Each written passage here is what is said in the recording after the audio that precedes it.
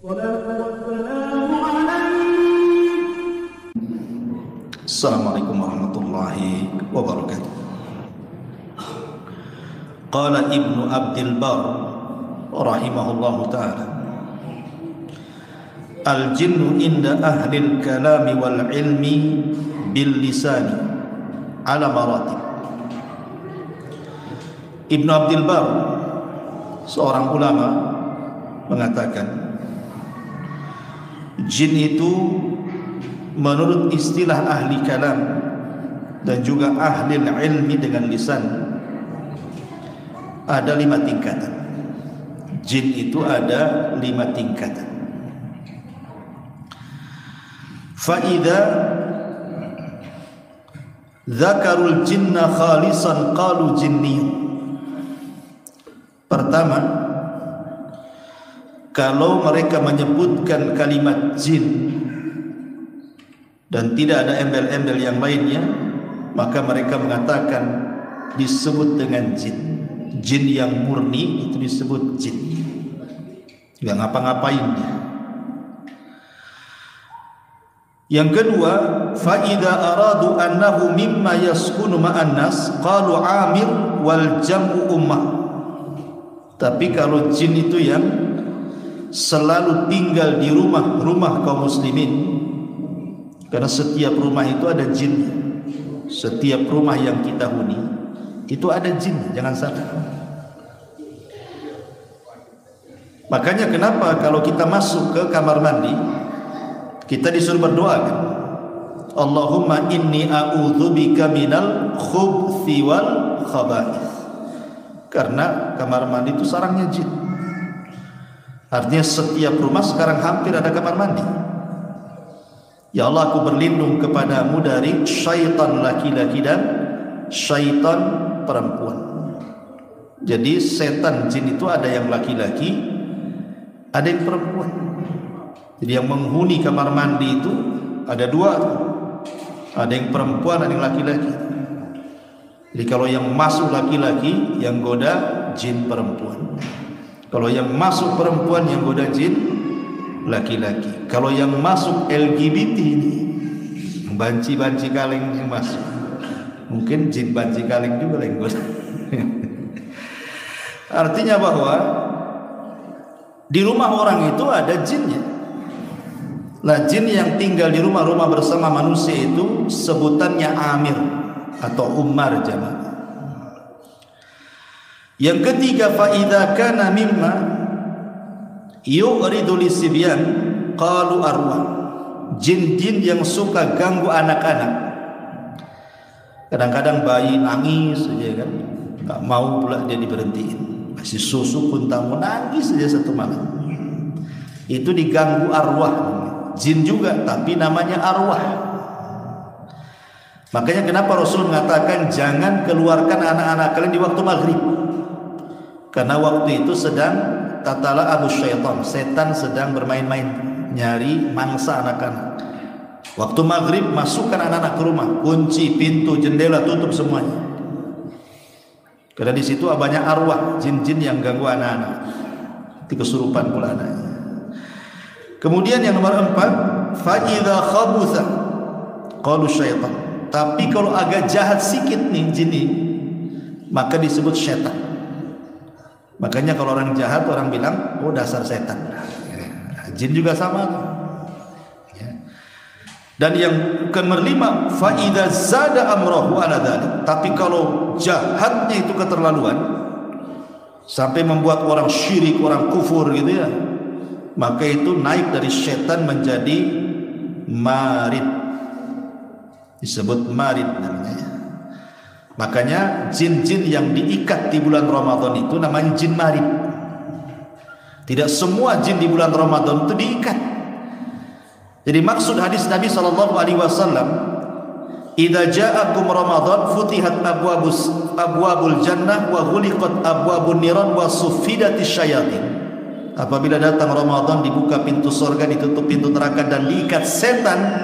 Maksud setan di sini artinya jin yang marid saja. Karena dalam riwayat maradatul jin. Jadi yang diikat itu jin-jin yang paling jahat. Jin yang suka goda sampai tingkat kufur syirik itu yang diikat. Artinya jin-jin selain jin marin, setan yang masih gentayangan. Jadi yang jahat saja yang diikat itu. Makanya banyak di bulan Ramadan itu yang nggak puasa kan. Jangan pula ditanya, Ustaz katanya setan diikat masih juga tak puasa. Ya memang dia setannya. Gitu ya. Yang nggak puasa itu setan, setan dari kalangan manusia. Karena tidak semua diikat jin itu. Yang diikat marodahnya saja, yang paling jahatnya saja. Jin-jin kerocok-kerocoknya masih berkeliaran. Makanya ada juga yang maksiat di bulan Ramadan. Bahkan ada juga yang buka diskotik di bulan Ramadan. Itu setannya kumpul di situ semua. Masyaallah muslimin yang dimuliakan Allah Azza wa Jalla. Adapun jin itu asnaf. Jin itu kan ada jenisnya. Ada model jenis binatang. Kata Nabi SAW, al-jinnu salasati asnaf. Jin itu 3 jenis. Sinfu kilabin wa hayat. Terkadang dia membentuk seperti anjing ataupun ular. Terkadang jin itu membentuk ular atau anjing. Artinya kalau Anda bermimpi, dalam mimpinya kok berjumpa dengan anjing atau ketemu ular, itu simbol-simbol jin. Berarti mimpi itu dari setan. Anda sedang disihir orang, atau jin sedang ganggu kita. Kalau mimpi ketemu anjing, apalagi anjing hitam, kata Rasul, anjing hitam itu dari setan.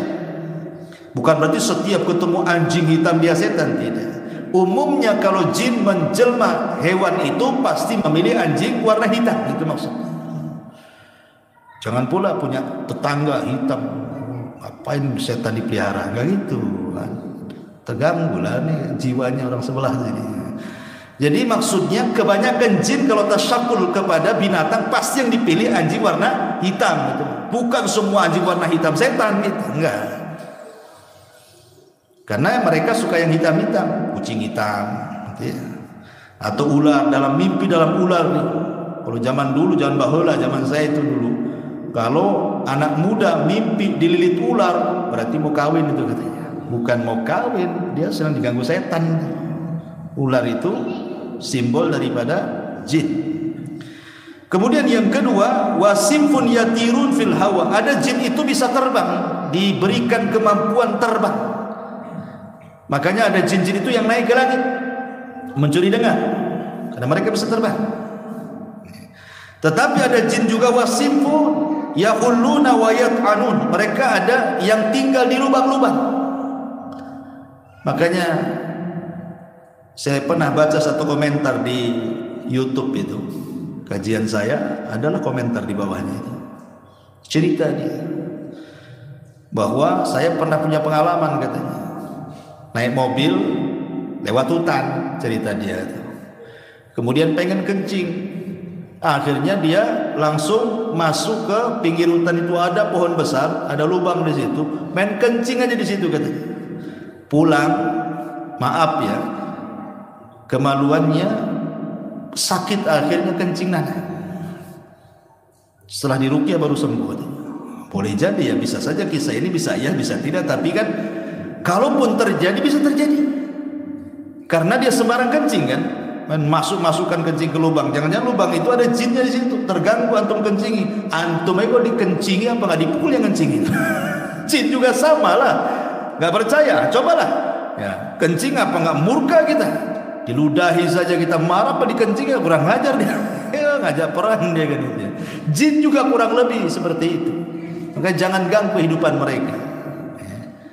Masyaallah muslimin yang dimuliakan Allah Azza wa Jalla. Tapi walaupun demikian, jin-jin yang jahat itu mereka bisa membuat pengaruh kepada manusia, bisa sampai sakit. Contoh Nabi Ayub. Nabi Ayub alaihi salatu wasallam terbaring 18 tahun lamanya. Itu salah satunya gangguan setan, dan itu disebutkan dalam Quran. Allah Subhanahu wa taala berfirman dalam surah Sad ayat 41, wadhkur abdana ayyuba idnada rabbahu inni massaniya syaitanu binasbin wa adab.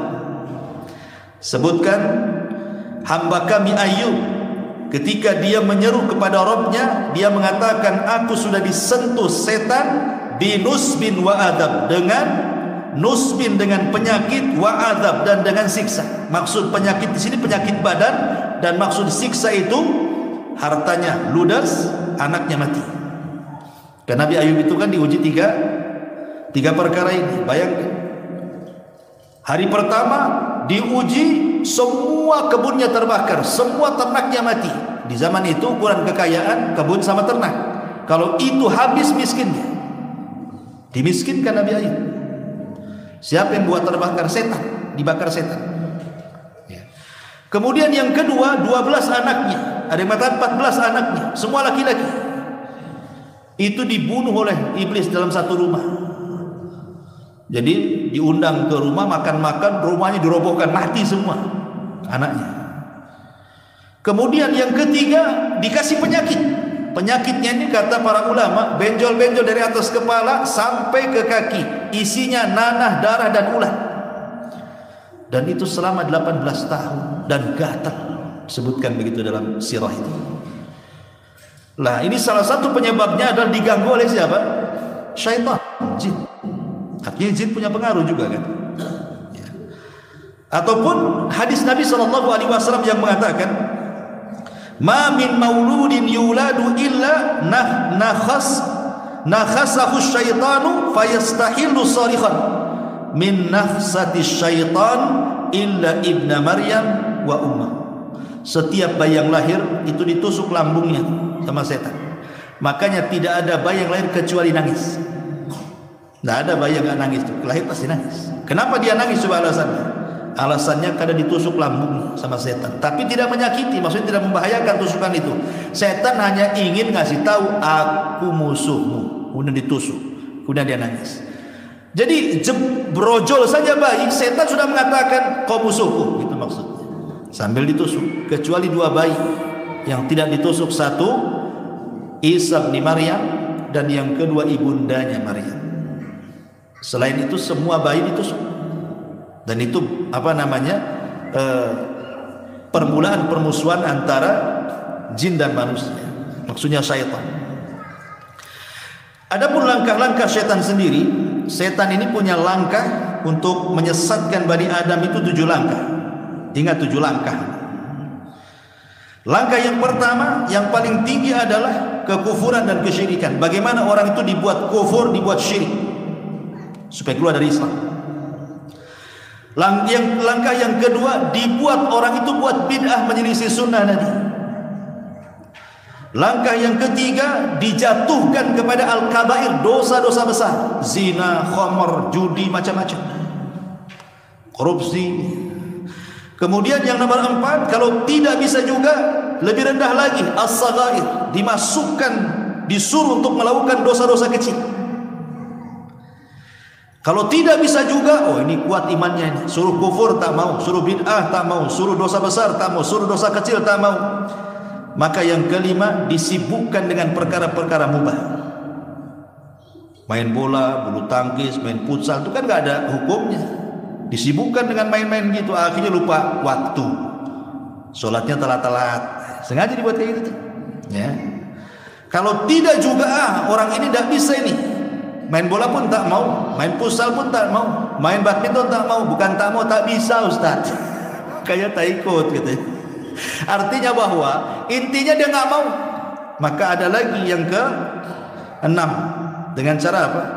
Disuruh untuk mengutamakan yang tidak afdol dan ditinggalkannya yang afdol. Bagi laki-laki sholat di masjid itu afdol. Bagi yang berpendapat sunnah muakkad dalam mazhab Syafi'i. Tapi di rumah itu sah-sah saja. Akhirnya dia mengatakan, tidak usahlah di rumah saja, kan sah juga. Padahal di masjid lebih afdol kan. Itu namanya meninggalkan yang afdol, memilih yang tidak afdol. Dibuatnya kayak gitu sama setan, karena sudah tidak bisa tingkatan-tingkatan tadi. Dan yang terakhir, kalau sudah tidak sanggup juga, dia rajin ke masjid juga nih orang ini, maka setan akhirnya bekerja sama dengan setan manusia. Siapa? Dukun-dukun, paranormal, tukang sihir, bekerja sama. Ya, berbisnis dengan manusia, sama-sama menyesatkan. Dibuatnya dukun-dukun suruh praktek. Bilang saja kun, kamu bisa mengobati semua penyakit. kamu bisa meramal semua ramalan, kamu bisa mengabulkan cita-cita manusia. Bilang kayak gitu. Makanya orang datang ke dukun itu, dukun tidak akan pernah ngomong tidak bisa. Semua dukun paling bisa. Bisa Pak Dukun? Bisa. Penyakitnya parah? Bisa. Nggak ada bilang nggak bisa. Kalau dokter beda. Oh ini bukan spesialis saya. Ya, kamu penyakit jantung, spesialis jantung. Dukun nggak ada lempar-lempar pasien. Nggak bisa. Sebelah sana ada dukun tuh. Nggak ada. Itu sama merendahkan profesi dia. Makanya dukun semua bisa, karena pembohong dukun itu. Dibuatlah dukun-dukun itu bekerja sama. Itu langkah yang ketujuh. Itulah 7 langkah yang dilakukan oleh syaitan. Tetapi ada hal yang penting yang harus dipahami. Setan itu punya senjata 2. Senjata yang paling bahaya setan cuma 2. Pertama, macam mana orang itu disibukkan dengan syahwat dia. Yang kedua, macam mana orang itu dimasukkan ke dalam syubhat dia. Ada syahwat, ada syubhat. Inilah setan dari 2 cara ini. Adapun syahwat, syahwat itu macam-macam. Terutama makanan.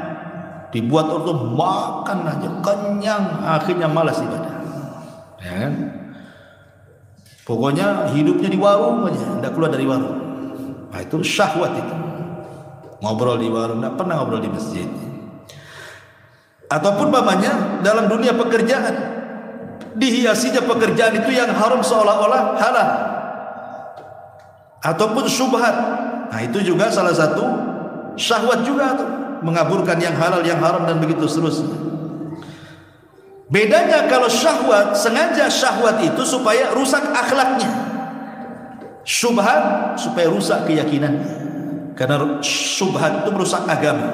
Kalau syahwat merusak akhlak. Dan dua-duanya adalah menyempurnakan manusia. Agama dan akhlak itu harus ada pada seorang manusia. Ma'asyiral muslimin yang dimuliakan Allah Azza wa Jalla. Tetapi yang harus dipahami bahwa ada waktu-waktu yang disebut dengan waktu-waktu setan. Hati-hati dari waktu-waktu setan itu. Setan akan gentayangan mencari mangsanya di 3 waktu yang disebut dengan awqatus syaitan. Waktu-waktu setan. Kapan tuh waktu-waktu setan itu? Yang pertama, ba'da isya. Ini sekarang di ba'da isya, ini waktu setan. Sampai kapan? Sampai 1/3 malam. Karena 1/3 malam turun malaikat. Allah juga turun. Setan gak akan keluar, sembunyi dia. Jadi ba'da isya sampai 1/3 malam itu disebut waktu setan. Makanya Rasul mengatakan apa? Makruh tidur setelah maghrib. Kemudian makruh berbincang ngobrol setelah isya. Jadi setelah maghrib jangan tidur, setelah isya jangan ngobrol, kecuali kalau ngobrolnya satu manfaat untuk akhiratnya seperti ngaji gini, atau manfaat untuk dunianya, entah ngobrol bisnis, berapa, yang penting ada manfaat. Kalau nggak ada manfaat ngapain? Ngalor ngidul ngetan ngulon nggak jelas. Toto jam 12. Kalau sudah jam 12 pulang nggak ngantuk tuh. Jam 1 belum ngantuk, dingantukkan itu waktu malaikat. Setan pergi, malaikat turun. Wah, mulai kan. Nah, kalau sudah ngantuk 1/3 malam, udah lolos qiyamul lail, subuh pun bebas. Akan dia subuh lagi. Sengaja setan itu dipermainkan waktu-waktu ba'da isya sampai 1/3 malam kan itu, supaya orang itu ditelatkan tidur. Kalau ditelatkan tidur, akhirnya kemudian tidak sholat malam, tidak subuh akhirnya. Hati-hati waktu setan. Ya, kemarin waktu ada Piala Dunia itu, subhanallah, nobar pula lewat jam 12. Kok banyak kursi, tapi jam 12 tak ada orang. Setelah jam 12 penuh semua. Azan subuh masih nongkrong, bayangkan nobar. Sampai komat gak bergeming. Jadi suara azan itu tidak terdengar, suara bola itu yang ya Allah, bisa khusyuk dia nonton bola, sholat pula tak khusyuk. Kan aneh. Kalau setan di situ pandainya. Ya. Ini harus dipahami bahwa ini waktu-waktu setan. Makanya kenapa waktu pada isya sampai sampai sepertiga malam itu waktu maksiat luar biasa, yang dugem, yang ke lokalisasi, yang ke lokalisasi, yang ke macam-macam tempat maksiat. Kan malam tuh bukanya, diskotik itu malam, kapan lagi ya? Kalau siang nggak ada yang datang, kerja semua. Malam lah itu ngabisin duit di situ. Makanya kenapa kita berlindung dari malam hari? Qul a'udzu birabbil falaq min syarri ma khalaq wa min syarri ghasiqin idza waqab. Ghasiq itu artinya malam. Waqab itu menutup. Kenapa kita berlindung dari malam ketika menutup? Karena kejahatan di malam hari itu lebih dahsyat dibandingkan di siang hari. Maling itu banyak malam ya. Rampok, mencuri itu malam-malam semuanya itu. Jarang, apalagi ada CCTV sekarang kan. Siang-siang jarang ada. Siang-siang itu udah setan nekat tuh kalau siang tuh. Tapi umumnya malam itu kejahatan di mana-mana. Kemudian binatang-binatang berbisa, ular kalajengking, malam-malam semua. Kemudian tukang-tukang sihir, jarang tukang sihir praktek siang hari itu. Prakteknya malam dia. Makanya lihat orang-orang yang dukun-dukun itu. Malam prakteknya. Ngerendam malam hari, bakar kemenyan malam hari, babi ngepet, jaga lilin malam hari. Nggak ada jaga lilin siang hari, malam-malam lah kan itu ya. Karena memang malam itu kekuatan syaitan meningkat, makanya disuruh berlindung min syarri ghasik. Walaupun ada yang mentafsirkan ghasik di situ artinya bulan purnama. Kita harus berlindung dari bulan purnama. Loh kok bisa kita harus berlindung dari bulan purnama? Emang salah apa dengan bulan purnama? Bukankah bulan purnama itu indah? Oh, wajah istriku seperti bulan gitu. Ya. Maksudnya begini, ma'asyiral muslimin yang dimuliakan Allah Azza wa Jalla. Bulan itu sangat erat pengaruhnya dengan apa? Dengan air laut kan? Anda ini tinggal di pulau dekat laut. Kalau purnama mempengaruhi air laut kan? Pasang kan? Kalau purnama pasang laut. Ketika pasang laut mempengaruhi darah. Ini saling terkait ini.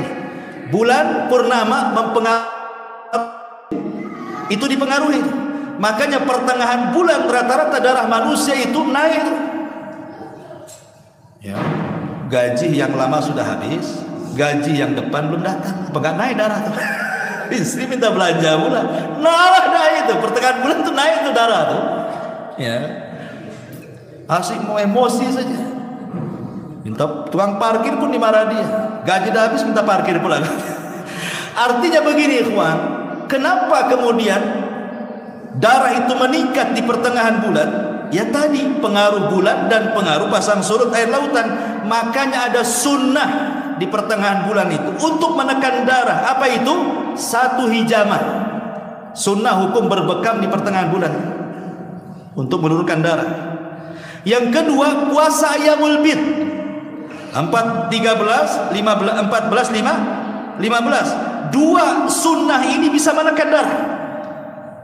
Orang puasa malas, mau maksiat pun malas. Apa orang puasa? Tidur aja lah. Orang bekam ya kayak orang donor, malas tidur juga. Habis dibekam kan ngantuk biasanya. Kurang tuh. Ya. Makanya ada 2 sunnah itu untuk menekan itu tadi. Kan setan masuk dari jalan darah orang, disedot sama keluarlah setannya nanti lewat darah tuh. Tuh tengok tuh, hitam kali, jangan jadi setannya. Ma'asyiral muslimin yang dimuliakan, intinya bahwa ini waktu setan yang pertama ba'da isya sampai sepertiga malam. Kalau enggak ada kegiatan tidur saja. Makanya di zaman Rasul itu jarang sahabat Rasul itu yang mereka berbual setelah isya jarang. Kalau nggak ada kepentingan tidur, mereka bangunnya sepertiga malam, keluar Al-Quran dari rumah-rumah para sahabat seperti tawon yang sedang mengiak. Jadi Rasul itu kalau keluar sepertiga malam, semua ayat-ayat Quran keluar dari rumah-rumah para sahabat. Sampai suatu malam dia takjub dengan satu suara yang sangat indah dari satu rumah. Rasul pun tertekun di suara siapa indah kali. Kemudian di waktu subuh rupanya suara siapa? Abi Musa al-Ash'ari radhiyallahu anhu. Ya. Jadi intinya bahwa besoknya Rasul memanggil, "Ya Aba Musa, semalam aku berada di samping rumahmu. Aku mendengar suaramu indah sekali." Kata Abu Musa al-Ash'ari, "Rasul, kalau aku tahu kau berada di samping rumahku, Aku baguskan lagi suaraku katanya. Enggak tahu saja katanya. Artinya sahabat itu ramenya itu sepertiga malam. Kalau sekarang kan terbalik, sepertiga malam sunyi, jangkrik aja keluar. Ramenya pada isya kan, di mana-mana kan itu ya. Itulah bedanya kita dengan kehidupan sahabat. Memang beda aja. Ini satu. Yang kedua, di antara waktu setan itu tadi saya sudah sebutkan, menjelang maghrib itu waktu setan. Makanya Nabi SAW sangat menekan jangan sampai mengeluarkan anak-anak di waktu maghrib. Masukkan. Kalaupun nanti mau dikeluarkan nanti setelah maghrib, nah, bolehlah keluar. Tapi menjelang maghrib masukkan. Setan lagi gentayangan di mana-mana, itu waktu setan. Kemudian siang, kubail duhur, sebelum duhur, kira-kira jam 11 gitu ya. Sebelum duhur, itu waktu setan. Makanya kenapa kita disuruh menyelisih setan di waktu ini dengan cara apa? Tidur. Kata Rasul, kilu fa inna syaitana la yakid. Tidurlah siang karena setan tidak pernah tidur siang. Sebagian ulama khilaf maksudnya kilu kailulah di sini jam berapa? Pendapat yang roja yang mengatakan satu pendapat mengatakan setelah duhur, pendapat yang lain dan itu yang kuat wallahu alam adalah sebelum duhur. Ya kira-kira 1 jam sebelum duhur itu disebut kailulah. Maksudnya bukan tidur kayak tidur di malam hari moro pakai bantal, tidak. Maksudnya merebahkan diri entah dengan cara umpamanya saya di kursi begini ya, umpamanya merebahkan seperti ini. Gitu ya, 10 menit atau ke meja seperti ini 10 menit jadilah. Bahkan dokter di Amerika itu menurut pakar kesehatan di barat, orang yang biasa merebahkan 10-15 menit sebelum duhur maka jarang terkena stroke. Jarang terkena stroke. Itu yang ngomong dokter barat tuh. Kalau kita tidak perlu barat-barat, kata Rasul tidur sehat selesai. Gitu ya. Kita emang sami'na wa ata'na saja lah. Taib, ini 3 waktu. Setan datang di sini. Kemudian juga ada waktu-waktu yang setan masuk dalam waktu-waktu tertentu ketika manusia satu dalam kondisi marah. Setan datang. Kalau ada orang lagi marah, setan masuk di situ. Makanya orang marah itu tidak ada gantengnya, ngaca. Jadi setan tuh mukanya. Orang marah tuh melotot, hitam, kasar ngomongnya. Karena setan ikut campur di situ. Makanya Rasulullah SAW mengatakan apa? Kalau engkau marah berdiri, duduk. Masih marah juga duduk, baring. Masih marah juga baring, wudu. Masih marah juga wudu, sholat. Loh, kan ada tingkat-tingkatannya kan? Habis sholat juga marah, pergilah. Memang tukang marah anda ini. Jelas. Udah tingkatan masih marah juga. Memang tabiatnya itu kan marah. Memang dia bukan marah seketika, memang punya tabiat marah. Itu harus dirubah itu kalau tabiat. Bukan hanya sekedar dengan cara seperti ini. Ini kan marah mendadak maksudnya. Ini juga setan masuk dalam kondisi marah manusia. Yang kedua, waktu syahwat. Waktu syahwat, ketika syahwat datang, entah syahwat perut ataupun syahwat kemaluan, setan datang di situ. Syahwat perut datang, entah makan yang haram, ngambil yang haram, makan kekenyangan. Makan itu nggak ada hukumnya. Kulu washrabu, kata Allah, makan minum tetapi wala tusrifu, jangan berlebihan kan itu. Karena badan ini ada sepertiga untuk makanan, sepertiga untuk minuman, sepertiga untuk nafas. Ini dihabiskan sampai nafasnya nggak ada. Kan ada orang kayak gitu. Jadi masuk di situ. Atau syahwat kemaluan.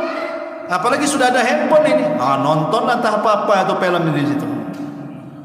Padahal sudah punya istri lagi, heran kan itu. Udah bosan sama istrinya mungkin.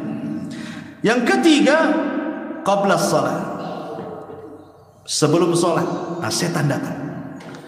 Nanti dimasukilah macam-macam tuh. Entah kesibukan, kalau dia pedagang, nanti bentar lagi ini masih banyak pelanggan, masa ditutup. Nanti kalau ditutup hilang pula pelanggan itu, belum tentu dia ada beli lagi. Seolah-olah sholat itu menghalangi rezeki. Ya. Atau nanti lagunya, kan masih azan, nanti masih lama qomat katanya. Nggak mau juga berangkat. Ya. Tahu-tahu kemudian dimuluskan perutnya, udah mau qomat mulus pula perutnya. Akhirnya nggak sholat. Ya kan? Jadi sebelum sholat didatangi, diganggunya kita itu. Nah itulah. Kemudian yang keempat, al-iqdam ala a'mal salihah kabirah. Menghalang-halangi ketika kita sudah punya azam, niat beramal soleh yang sifatnya besar. Umpamanya suami ini pengen nyumbang nih ke masjid, sedang bangun masjid nih, yayasan ini sedang bangun mau nyumbang nih. Ini diganggu nih sama setan. Setan nggak bisa ganggu sama dia, datang sama istrinya. Bilang tuh suamimu, sayang duit banyak tuh, bagus beli rumah lagi katanya. Mulai dikompori sama istrinya. Nah, jadi setan berusaha untuk menghalang-halangi bagaimana caranya. Yang kelima, indan naum, ketika tidur. Ada dua setan mengganggu orang tidur itu. Pertama, Nabi SAW mengatakan dalam sebuah hadis, kata Nabi SAW, yaqidu syaitan ala qafiyati ra'si ahadikum idza huwa nam thalatha uqadin yadribu kulla uqdati makana alayka laylun tawilun farqud fa idza istayqadha wa dzakara Allah in halat uqdatan fa in tawadda in halat uqdatun fa idza tawadda in halat uqdatun fa in shalla in halat uqdatu kulluha fa asbaha nasyita thayyiba nafsi wa illa asbaha khabitha nafsi kaslan. Kata Rasul, pertama setan itu datang kalau antum baru saja tidur, lama susah tidur, blek tidur, disitulah setan datang. Mulai tengkuk kita itu diikat di sini. Di sini ada perbedaan definisi otak menurut Barat dan menurut Quran. Barat mengatakan otak manusia itu dua, otak kiri, otak kanan. Ini Barat. Orang Barat bilang begitu. Otak itu ada dua, kiri kanan. Tapi Quran mengatakan otak itu depan belakang. Itulah bedanya. Kalau kita memahami otak itu, otak depan namanya ubun-ubun, dalam bahasa Arabnya nasiyah. Otak belakang disebut qafiyah.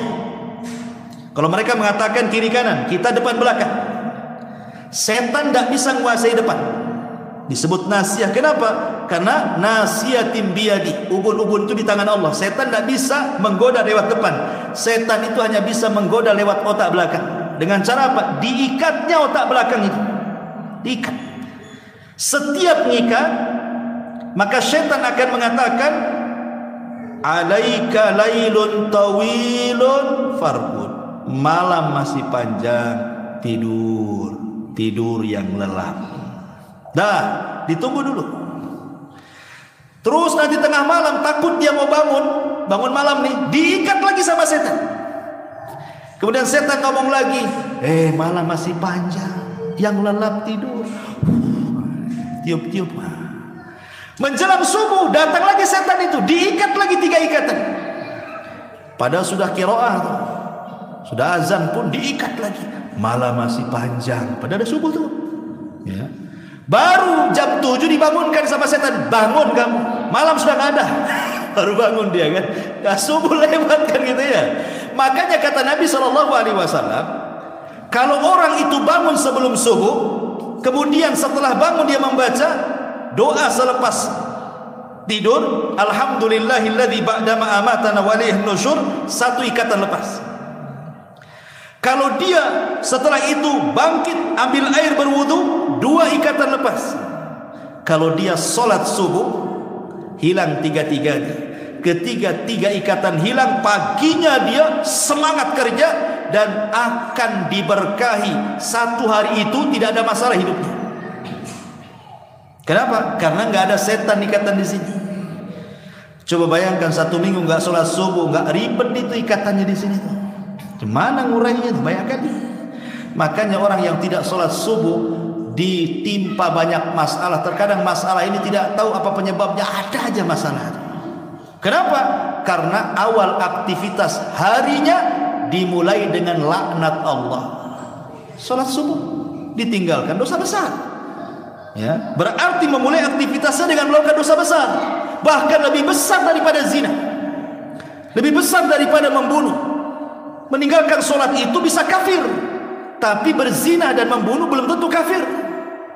Makanya dia memulai aktivitas paginya dengan laknat duluan. Nanti siang dilaknat lagi karena tidak zuhur, sore dilaknat lagi karena tidak asar, Maghrib dilaknat lagi tidak sholat maghrib, isya dilaknat tidak sholat isya, awal akhir dilaknat. Cemana mau berkah hidupnya? Ngeri kan begitu ya. Makanya setan tuh ganggu di waktu subuh ini, waktu tidur. Yang kedua, hadis yang kedua, kata Nabi SAW, setan itu kalau sudah mau dekat-dekat subuh dan dia tidak bangun, setan itu kan bersarang di lubang hidung. Jadi kalau orang tidur habis ngikat itu, setan di lubang hidung kita tidurnya. Kalau setan mau kencing, toiletnya itu di sini, kamar mandinya itu di lubang telinga, maka setan akan mengencingi lubang telinganya. Setiap kita itu dikencingi lubang telinganya. Sahabat bertanya Rasul, ada orang tertidur sampai lewat subuh. Apa kata Rasul? Bala syaitanu fi udhuni. Berarti kedua telinganya sedang dikencingi setan. Jadi orang yang tidak subuh, bablas gitu sampai matahari terbit, berarti sedang dikencingi setan dua telinganya. Apa makna dikencingi setan? Sebagian ulama mengatakan maksudnya dikencingi ya secara hakikatnya setan kencing di situ. Bagaimana bentuk kencingnya? Apa sama dengan kencing antum? Ya beda lah. Kalau sama budak lah antum. Ya itu kencing setan sendirilah. Kan itu. Ada dibawa ke pada hakikatnya betul-betul kencing. Ada yang mengatakan tidak, ini makna majaz. Maksud setan itu mengencing kedua telinga, maksudnya telinga kita itu dibuat susah menerima nasihat, dibuat susah menerima hidayah, dibuat susah menerima kebenaran. Susah pokoknya. Karena tiap malam dikencingi setan, gak pernah subuh.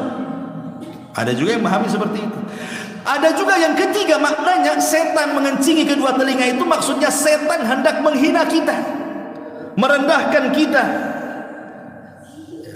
Coba bayangkan, saya tadi contohkan kan, seandainya saya ludahi muka antum, marah nggak antum? Marah, karena merasa direndahkan. Marah kan? Apalagi saya kencingi muka antum, marah nggak? Wow, makin marah, kurang ngajar kan itu. Hari-hari antum dikencingi setan, kok nggak marah sama setan? Kenapa?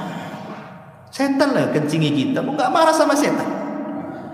Kan heran gitu maksudnya ya. Ada orang yang dikencingi setan hari-hari kan, nggak marah juga sama setan dia. Berarti memang dia kawannya setan lah kan itu. Kalau kawan ya sudahlah, namanya kawan kan itu ya. Dan kalau manusia walaupun kawan udah kurang ngajar ya, tetap aja marah. Kenapa sama setan kok nggak gitu kan? Ya karena nggak nampak, itulah masalahnya. Karena nggak yakin gitu ya.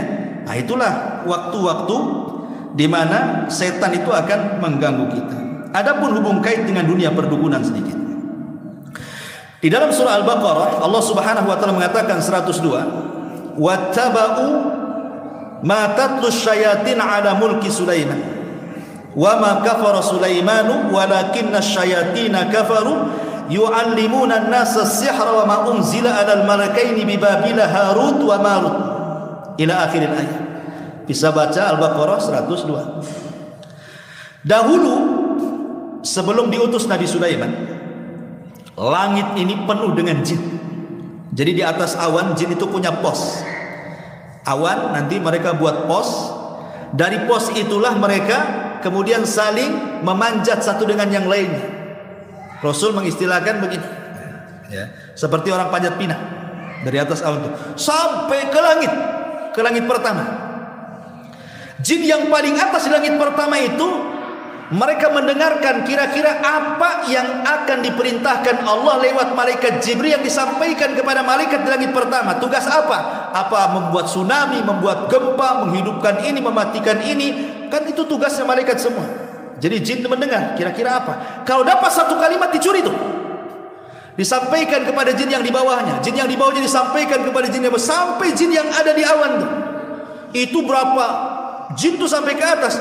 Tapi setiap jin yang menyampaikan ditambah-tambah kata-katanya, ditambah-tambah kata-katanya, ditambah sampai ke bawah itu yang tadinya satu kalimat bisa ribuan kalimat tuh. Jangankan gitu, kita jejerkan dari sini ke pasar sana 200 orang, saya bisik-bisik, jangan ke pasar, jangan-jangan sampai di sana, yuk kita ke pasar. Kan bisa saja kan begitu ya. Itu manusia yang dijajarkannya seperti itu tuh.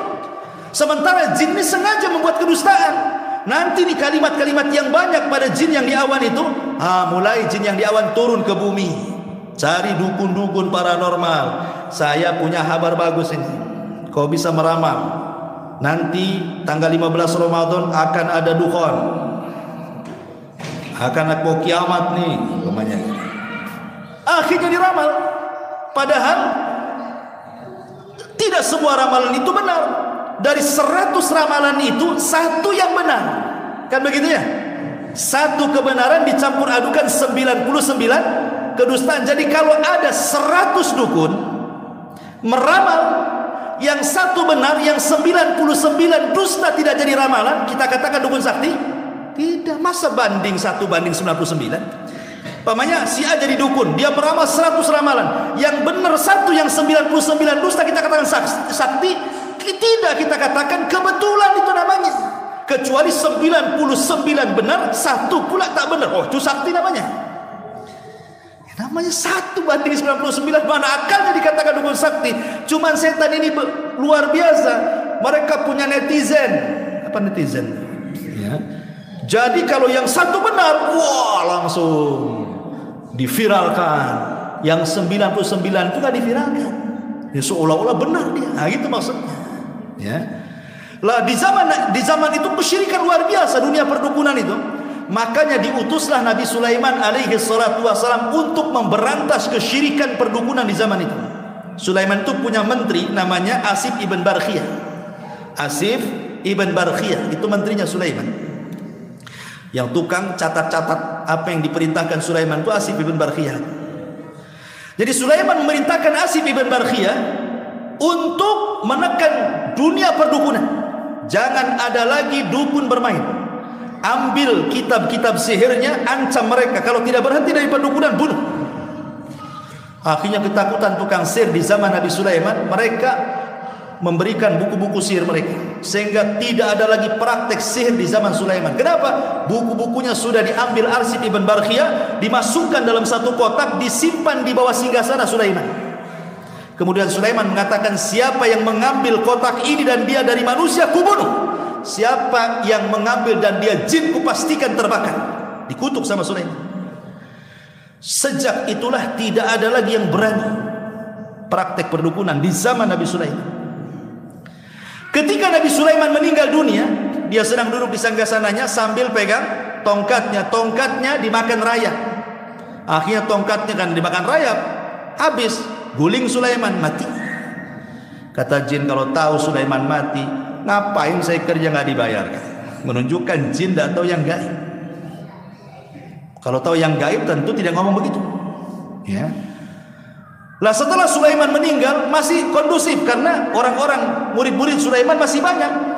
Tapi generasi pertama meninggal, generasi kedua meninggal, datanglah generasi orang-orang awam tidak kenal tauhid. Datang iblis menjelma manusia, menceritakan, mau nggak kamu memiliki ilmu sesakti Sulaiman, katanya. Kalau mau, itu ilmu Sulaiman itu ada di bawah singgasana, buku-buku sihir itu.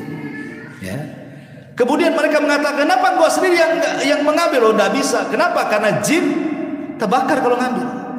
Sementara kalau manusia akan dibunuh, Sulaiman mati, siapa yang bunuh dia? Akhirnya kemudian diambillah buku-buku sihir itu, dipelajari. Ada yang mengatakan yang pertama kali mempelajari adalah Harut dan Marut. Bagi yang berpendapat Harut Marut itu manusia.